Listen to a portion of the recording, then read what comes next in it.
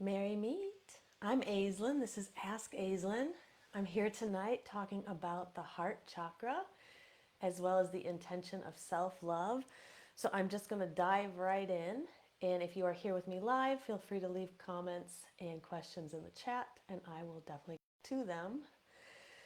So the heart chakra is called Anahata in Sanskrit. Now, Anahata translates to unstruck sound, unhurt, the sound that can be made without striking two things together. So if we look at those words, we kind of pull apart the meaning, it gives us an idea of this chakra. So something that is unhurt implies that at this energy center, the essence of ourselves is not, it's not possible to hurt it completely, right? So we may suffer grief and we may suffer traumas and hurts in this lifetime, but there is something within us that cannot, that's invulnerable to hurt at our true essence and transcends all that's here. Now, the heart chakra is the bridge between the lower energy centers and the higher energy centers. And this is also really important. So, in these lower energy centers, we have our root, which is our stability and our security. It's really our connection to our true physical body. We have the sacral chakra that has to do with our creativity, our creative energy, our ability to flow. There's also sexual energy in the sacral chakra. Our solar plexus is all about our will and our courage and our strength, our self-esteem, our self-belief. So these all form this lower triangle of energy centers. And if you missed any of my previous episodes and you're interested in learning about them, you can go ahead and find those episodes. They're pinned at the top of the group. They're also, if you're following the page, you'll be able to find them pinned at the top of the page as well. Now, the upper three chakras, which I'll be getting into in future episodes, include the throat, the third eye, and the crown, and these form the upper triad of chakras. Now, the heart rests right in the middle of these. So, what this implies is that the heart is the bridge between the physical and the spiritual. Now, as witches and magically minded people, we are often looking to, accelerate or amplify our spiritual gifts and abilities, our connection to the divine. That's all about these upper chakras. And in previous episodes, I've talked about how these lower chakras that we often forget are really important because they're the foundation, they're the building blocks of getting up to these upper centers. But the heart here is so important because of its ability to bridge that physical and that spiritual being that we are. So, what happens here is that many of us have these blockages within the heart, which we're not even aware of sometimes. Sometimes we're aware of them, many of them we may be aware of, and some are unconscious. But what they do is they block the flow of our energy, which means that we're not always operating in our spiritual centers at our greatest capacity. So, if we can bridge this area, if we can clear out the blockages here, we have more energy flowing up into these higher centers, and that helps us achieve the spiritual goals that we have. This is why talking about the heart chakra is so important because of the stuck and stagnant energy that gets us stopped here at this center. So there's a lot going on in the world that disrupts the energy of the heart. There is a lot going on, individually in your individual life, in your childhood that can disrupt it. But there's also being born in this modern era. There's a lot that disrupts our energy here. Now, our heart chakra is associated with the idea of love. There are some other intentions here, but this is kind of the main one we think of when we're thinking of the heart. This is different, though, than the sexual love of the sacral chakra that's below it. That's not dependent on anyone else or anything outside of us. This is a love that comes from within, and it's a love that really has to be experienced as a state of being. So you really want to ask yourself what are your ideas and your thoughts surrounding what I'm saying when I talk about that idea of love that comes from within, that has nothing to do with the outside. So this isn't the love that we give to others, though it is an extension of the love that we create here, but this is really a love for ourselves. Now, this can be a little bit difficult for some to experience. Now, this love, though, when we can build it here in the heart, it begins to radiate outwards. And that is how that we can then bring our compassion out into the world around us. But it all really does start here. And like I said, it's an unconditional love that's not dependent on anyone or anything. Now, we often visualize the heart center as green, though I will, when we talk about the stones at the end, I think that pink is also a really good color of stones that you can use when you're trying to connect with the heart. Now, the heart is also visualized as a 12 petal lotus, so all of the chakras have a symbol that encompasses them. This one is the 12 petal lotus, and then within that 12 petal lotus are two triangles, which kind of goes back to that upper and that lower triangulation of energy. So here we see the symbol. So I just want to make sure that focuses for us. And so what's really interesting here is that you can see the upper triangle and you can see the lower triangle, and then they are forming a union within the heart. So, and also that we can see the six-pointed star, which we also know exists in other spiritual systems as the Star of David. So it's always really interesting when we see these symbols that they transcend time and space. We see them across different cultures as well. Now, the basic issues of the heart chakra, as I mentioned, love is kind of the one we mainly think of, but it's also an issue of balance here.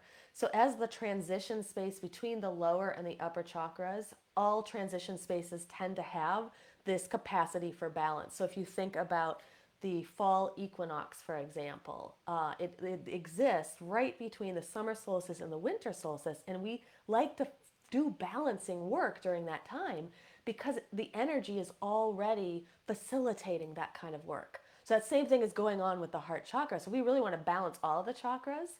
This is really the one to go to first, right? Because it's going to balance the bridge, which then helps us balance below and balance above. Now, some of the other issues here, besides self-love, like I mentioned, is intimacy. That also has to do with the sacral chakra. The sacral chakra and the heart, they really do connect in a lot of ways. This is also where our connection to the anima and the animus is. So this is the masculine within the feminine and the feminine within the masculine. So these ideas of these energies, they're very fluid, moving in and out. They're not just one or the other. And so each of us has both energies within us. So we want to be able to balance that, the yin and the yang. And we also have intentions of relationships here too. So whenever we want to work with our relationships with anybody, this is definitely the center we want to go to. Now, the true lesson and the true work when it comes to this chakra is really transcending the ego. The ego keeps us bound here in that I am, that kind of bodily energy. And if we're able to transcend that, that allows us to really go with the flow of things, to really kind of give up our agenda and just be open to the flow of the universe. Now, at that point, we're able to see our relationship within that kind of intricate web around us, and see that there are connections between all things, and everything that happens within the universe sets off a ripple effect around it.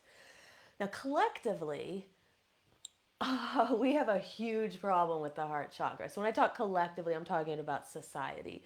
So there's a big problem here. The heart chakra of society is very, very imbalanced. There is so much greed, and there is so much selfishness and other agendas that people have, not really thinking about the good of all.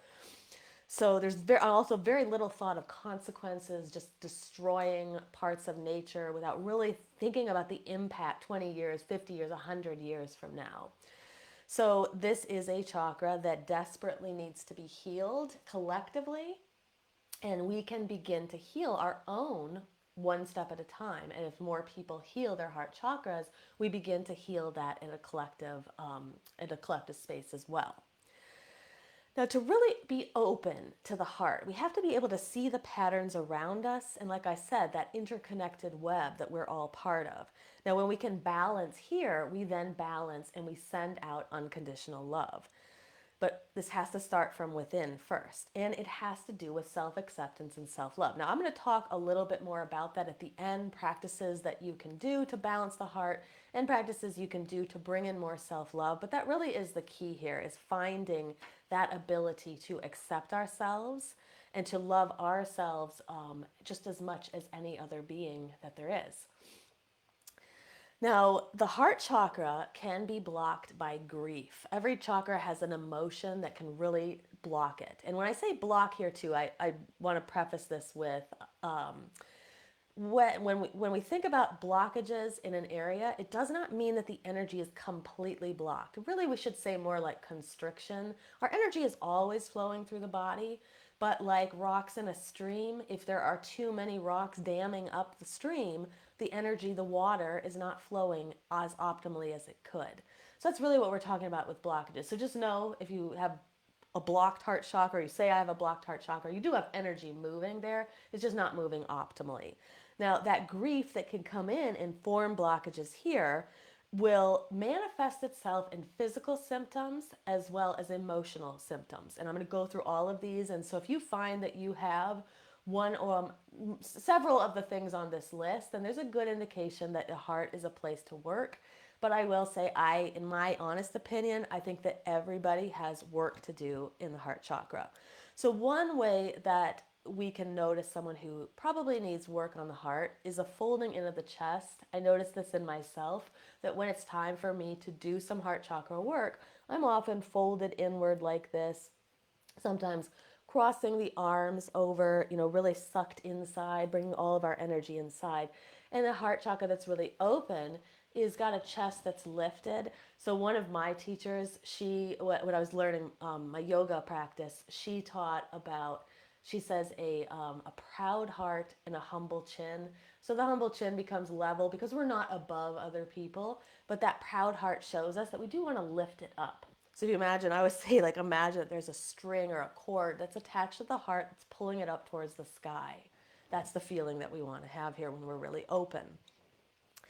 Now, when our grief sits and hangs heavily here, obviously, we will pull inward like this and contract, and that's not going to be optimal for getting our energy moving. Now, that's not to say that we can't, experience grief, but we also have to know how to work through it, and that doesn't mean just avoiding it. We'll talk more about that at the end.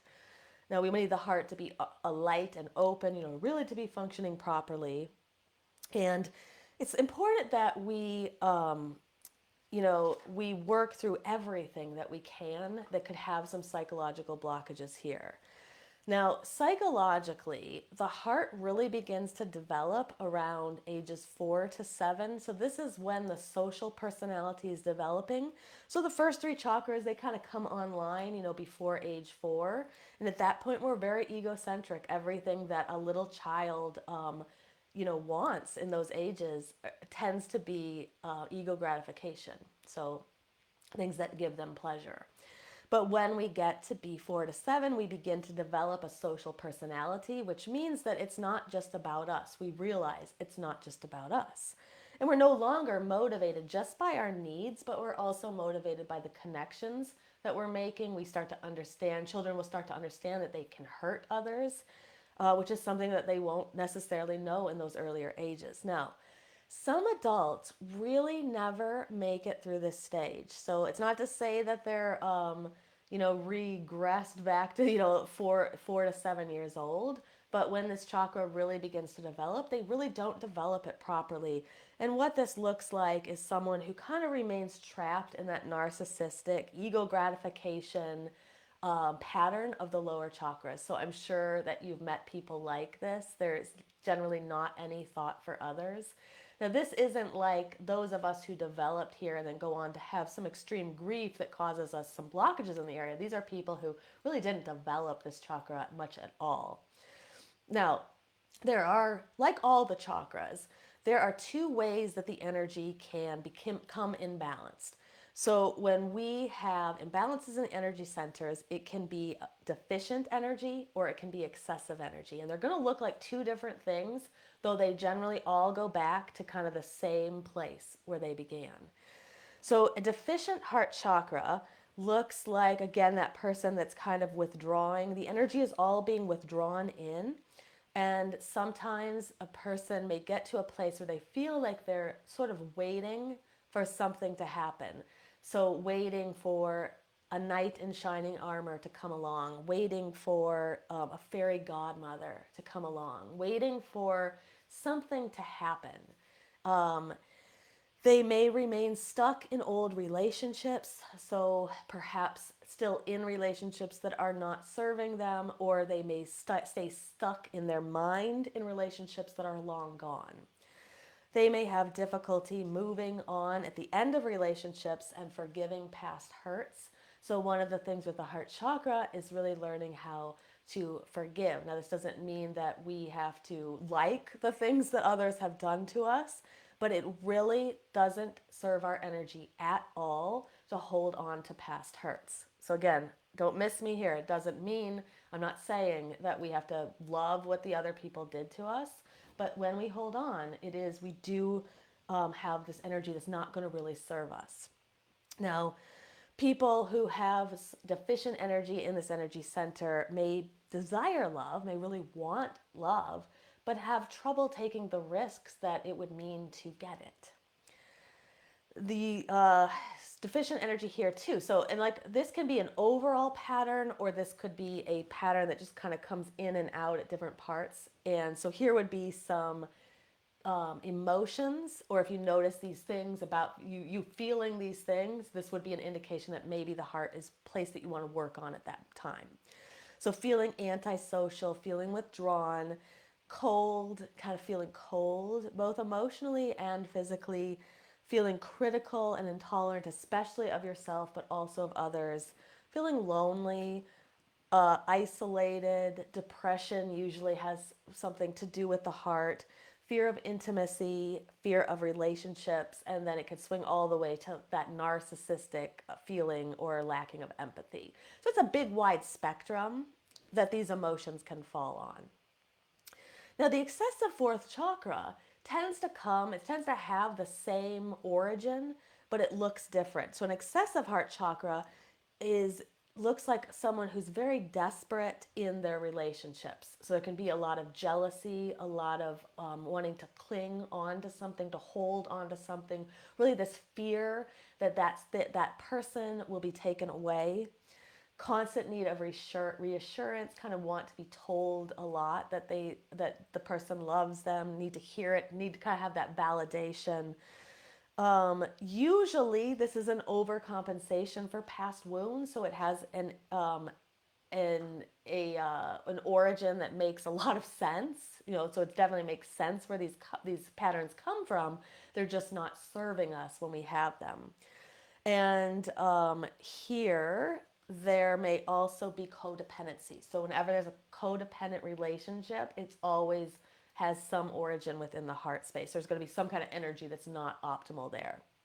Um, Now, often the having kind of excessive energy here too can create poor boundaries. So this need to be liked, I don't know if that's exactly the right word, but not really having enough boundaries, having trouble saying no, really over giving, that can also be an excessive heart chakra. Now, I will note too is that you may feel that you have some of the excessive qualities and some of the restricted qualities, and that is totally normal. It's like I said, it's like a spectrum where all of these energies and these emotions fall. So you may notice things in both lists. Now, the traumas and abuses that can kind of originate issues of the heart chakra will be things like rejection and abandonment, especially in early childhood. So this really has to do with our caregivers, how we see them expressing love, how we see them creating the relationships around themselves.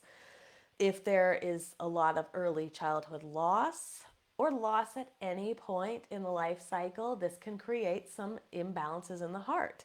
Shaming, so especially in if you had an upbringing where you were made to feel ashamed of certain things or ashamed of yourself expressing yourself, constant criticism from caregivers or others, if there's a divorce in the family or parents who clearly did not get along, this can cause issues of the heart chakra, death of loved ones, especially early on, a kind of a loveless and cold environment growing up, love that's conditional too. So if there are caregivers who can be loving, but only if you act a certain way, that would be a conditional love that could lead to issues of the heart. Sexual and physical abuse will always have impacts on the heart as well as the sacral chakra, and any betrayal here. So it can be a long-term life pattern. It can be things that happen in childhood. It can be things that happen, even if you experience a loss at any point in your life cycle, you're going to have energy get disrupted in the heart. So this is why we're constantly working with working with all of the chakras, because they can get disrupted just by life events, and then we want to bring everything back into balance. Now, physical manifestations that might indicate that you want to work with the heart are disorders of the heart and the lungs. So anytime that we have anything going on in the chest area physically, it means we also have that same thing going on in the energetic body. So that's not to say that you should cure all your ailments just by working energetically, but if you can pair that with physical therapies and things like that, you can heal even faster from whatever's ailing you. So the other areas that are connected to the heart are the thymus gland. Every chakra has a gland that it's connected to. So issues with the thymus would indicate an issue in the heart chakra. The breasts, the arms, and the hands are all connected to the heart as well. So even like I have a lot of wrist issues, which kind of seems far away from the heart, but actually has something to do with the heart chakra. So an indication that I would want to work on my heart chakra. Other issues would be anything with breathing, shortness of breath, asthma, any circulation problems, any immune system deficiencies will have some kind of an origin in the heart chakra, and tension of the shoulder blades, in between the shoulder blades, and pain in the chest. And so a couple of years ago, right, a few months into the pandemic, I started having these like pains in my heart, and which is scary when you feel that. And I knew, though, because I had done enough work, I really knew that it had something to do with my heart chakra. So I think there's a lot of fears and anxieties, of everything, the unknown of kind of being in those first few months of the pandemic. And so I remember at the time that I got a little bit scared. It would like flutter, there would be kind of pain, and it would flutter. And I just could sense that it was an energetic thing and not a physical thing. And so what I did is I began to work on my heart chakra. And so I really did some exercises to kind of open and stretch and like pull the chest forward, and it helped. And that doesn't mean that we want to avoid medical treatment, but in this particular case, I'd done enough work on myself that I knew that it wasn't really a physical manifestation; it was actually an energetic one. And that is one of the keys too, is working with the entire energetic system as you get better at kind of knowing the difference. You can, there's other things that have happened to me where I knew it was a physical thing, and I needed a physical medical doctor for it. Now, the balanced heart looks like an open heart space. This is what we're all trying to achieve here.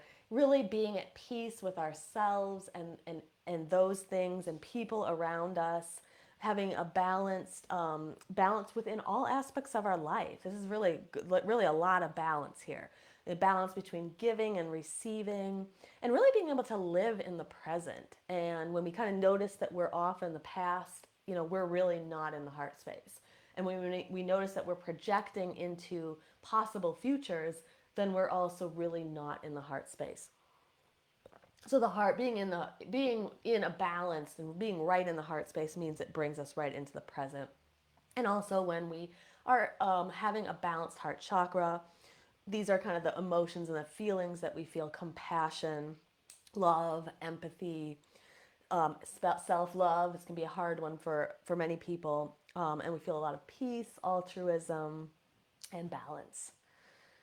Now, I just wanted to talk about balance a little bit more here and kind of stress this idea, because everything's about balance, but the heart really brings in that intention so so well because of that bridge between the upper and lower chakras. And so when we are able to have balance here, we really have this affinity for all parts of ourselves. And we are balanced within, we are balanced without, and in our minds and our bodies, the yin and the yang, so that feminine and masculine energy. There's a balance between work and play, balance between giving and receiving, balance between socializing and being alone. So just think of like any of the dichotomies, and we're just seeking to be kind of in the middle. And when we find ourselves that we're more in the middle in a lot of these things, then that means that we're really in the presence of the heart space. Now, the element that's associated with the heart is air. This is so important because it tells us exactly what to do to balance this chakra. So, our air is our life giving breath. In Sanskrit, it is called prana. It literally translates to life. And you think about it, when there's air in prana in the body, there is life. And when the air in the prana leaves the body, there is no more life anymore. If we really want to work with this chakra, we need to think about our relationship with our breath. And I'm just going to say, just kind of hear me out on this one, because sometimes people don't really like the breath work, or they kind of, you know, don't know if there's going to be value in it. But I will tell you, I was one of those people who I knew that there was something important about the breath, but really never got around to working with it really deeply until the last couple of years. And when I did, it really changed a lot for me, and I really owe a lot of it to my breath work. Now, in order to work with our breath, we need to pay attention to how we breathe. And here's the big problem: is the majority of us do not breathe properly. So the lungs themselves, if you have a normal pair of lungs that aren't damaged, then the lungs have a capacity of about 2 liters of air. But at any given breath that the average person takes in, they're taking in about a liter to, and even less at times. So what that means is we're only taking in half of the prana, or the life-giving force that our bodies can actually hold. So just think about what that means. We're taking in less than half of the life force energy that our bodies can hold, and think about the ramifications for that, right? So shallow breathing becomes a habit for many people, and we really need to try to be conscious about this and work on it. So one thing that you can do is, I would just check in on your own breath and see how you're breathing, and you might be surprised to find how shallowly you do breathe. The other thing is that many of us breathe up here in the chest, and we want to kind of work on bringing the breath a little bit further down into the diaphragm. Now, one thing you can do is you can get apps that will remind you to take a breath. And I know it sounds silly and but they really are quite incredible. So if you have an Apple Watch, or you have another like health device or something, you can have them turn on and tell you to remind you to breathe. I found that made a big difference for me, because sometimes we get so carried away in what we're doing, and we don't even realize that we're not breathing. So that little reminder can be really helpful. Now, deep breathing is probably the best thing we can do for the heart. So there are breathing practices. So breathing practices are great for all of our chakras. And so, the solar plexus is kind of our fire, our internal fire. So we want really heating breath when we're working with it. But when we're working with the heart, we really want deep breathing that encourages that 2 liters of our lungs to get as full as we can. So one breath that is great is called the healing square breath. And I've mentioned this before in previous episodes. I've actually taught it at several rituals we've done, because I think it's so good at just kind of resetting us and bringing us into the presence of ourselves and our heart. So the healing square breath is very simple. You inhale to a count of 4, you hold for a count of 4, you exhale for a count of 4, and then you hold for a count of 4. And you do that over and over, and that creates the 4 sides of the square. And then over time, you can increase those numbers. So you can increase it to 5 or 6 if you want. And if you try the exercise and you find that it's not easy, so perhaps you're not used to breathing deeply, or you have some lung issues, then I encourage you to just try a lower count. So try 3, for example. Now, the other thing that we can do is just counted breath that continues to expand the lung capacity. So this is taking in deep breaths and counting and seeing, can you get up to 8? Can you get up to 10? You might start lower, like start at 4. Inhale to a count of 4, exhale to a count of 4, and then try 6, and then try 8, and just see how much you can expand your breath. And then another thing that you can also do is you can do 3-part breathing as well. So this is where you take a big deep inhale and you imagine as you're inhaling that you're trying to inhale into the very bottom of your diaphragm. So just even think about like the bottom of your belly. So kind of inhale a third and then inhale another third, and just imagine the air kind of filling the middle space, and then inhaling the final third and imagining the air filling your heart space or the upper space here. And then you just exhale normally, and then you try that. So inhaling a third, another third, and then another third, and out. And another practice you can also do, especially if you want to calm your system down, is doing long counts of breathing on the inhale, but even longer counts of breathing on the exhale. So when we have a longer exhale than inhale, we bring down the central nervous system, which can be good at reducing stress and anxiety. So again, you can Google it too, looking up different practices for the heart chakra when it comes to breath work, but these ones I talked about are really good. Just give them a try. If you have any questions about them, just definitely message me and let me know. And other practices that we can do are actually, let me switch gears now into correspondences. So as witches, we often like to know the correspondences of certain things and different energies. And then you can use these to create rituals or use some of these correspondences to bring this energy into your life. So the element of the heart is air, like I mentioned. The color is green. The tarot suit is swords. Sometimes people would think it should be cups because of the emotional part, but that's what's connected to the sacral chakra, and this is the air center. So this would be the tarot suit is swords. The planet is Venus, and the metal is copper, which is the metal that goes with Venus. Herbs that you could use to balance the heart or work with the heart energy are lavender, jasmine, orris root, yarrow, marjoram, meadowsweet. This is just to name a couple. Minerals or stones, anything green, emerald, tourmaline, jade, or anything pink as well. So rose quartz is a great one for the heart. I personally love rhodochrosite, and I really love ruby zoisite here, because in the ruby zoisite, when it has the zoisite in it, you get the red and the pink, and you also get the green, which I just love for working with the heart. But any green stone will work for the heart chakra. Now, the deities that are associated here are Aphrodite, Freya, Pan, Eros. We have a lot of those love gods and goddesses, Isis. I personally love Kuan Yin here because she is the goddess of compassion. There is also the Hindu deities, Lakshmi, Vishnu. They are good for the heart space. Krishna, and Kama is the god of pleasure. Now, some attunement practices that we can use for the heart center are, like I mentioned, breathing exercises, which will also really help to change our mental state. So this isn't just a physical thing. It's not just about moving energy, but the breath is also connected to our intellectual body, which is where all of our thoughts are. And so when we do the breathing exercises, we may not even see this at first, but one added benefit that comes later is really this calmness of the mind, and the things that normally would have bothered you don't really bother you as much anymore. You're able to do deeper work because of this.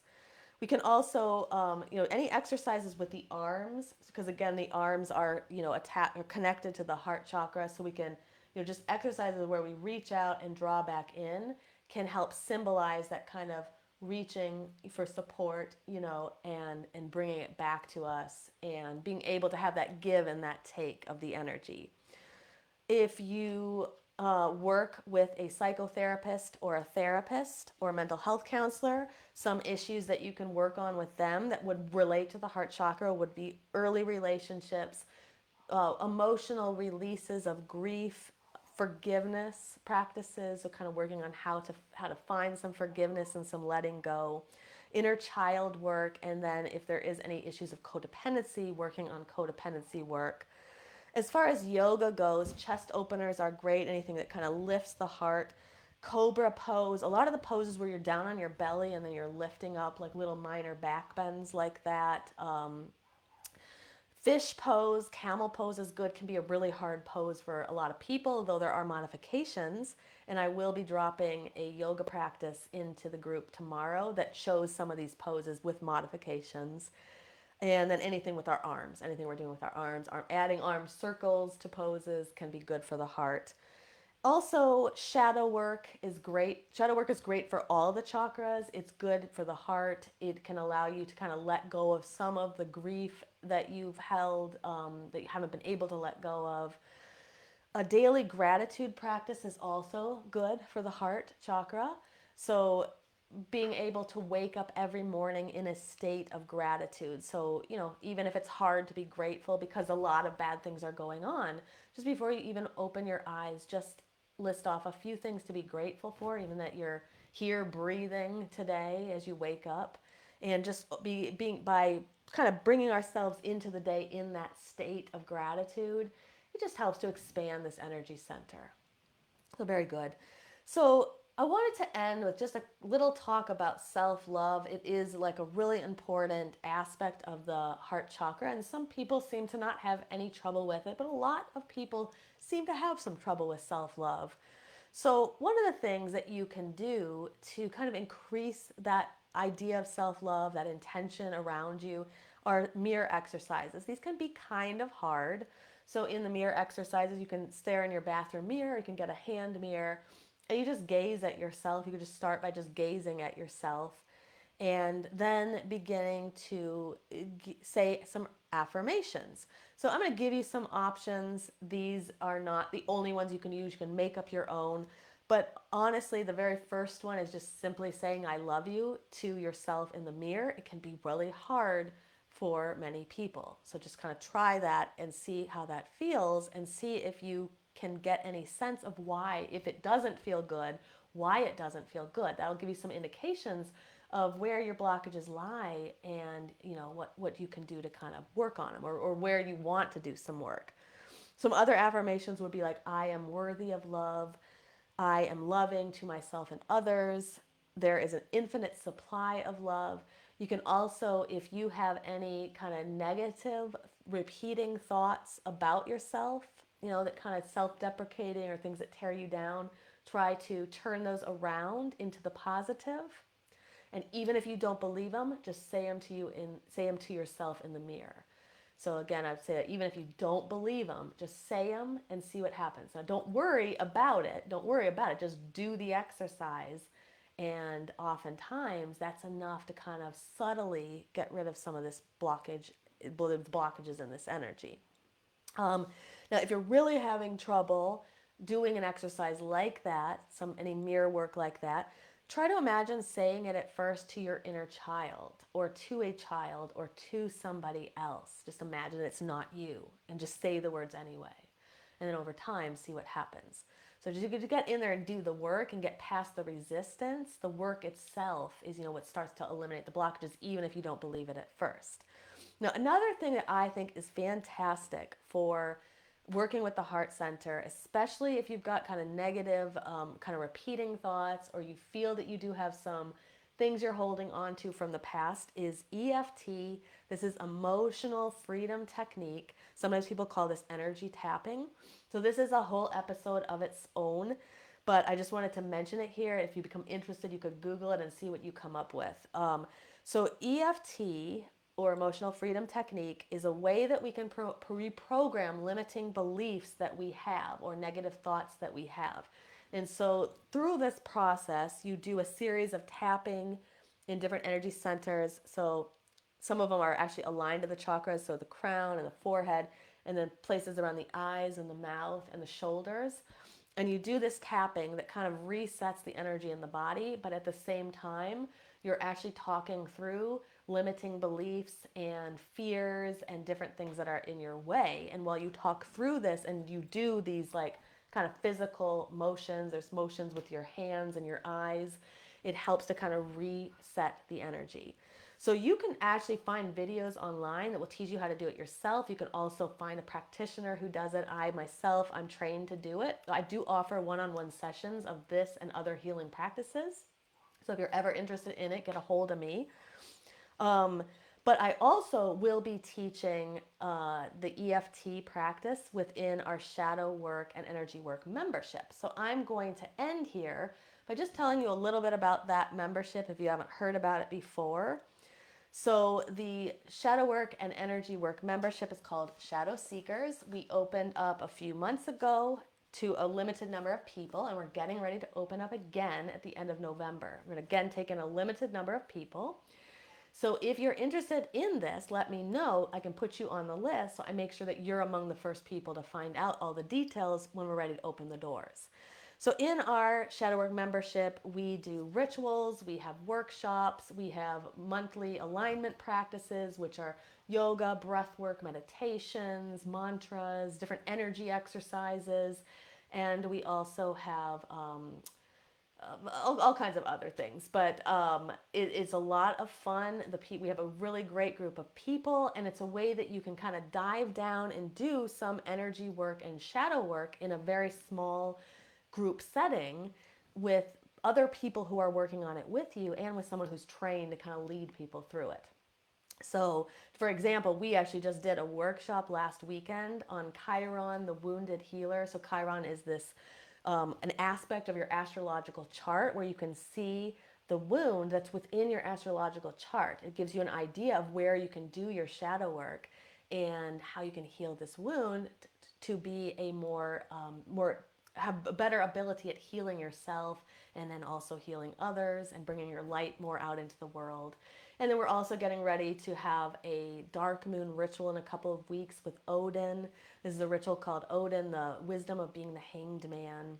So it's really great membership. And so if you're interested at all, just let me know. I will put you on the list and then I'll make sure that you get the details so you can make a decision if you want to join us next time. All right, I don't see any questions here tonight, so I'm going to go ahead and end. But if you do have any questions, if you think of anything you want to let me know about or ask me, you can go ahead and message me or leave them here in the comments. And until next time, blessed be.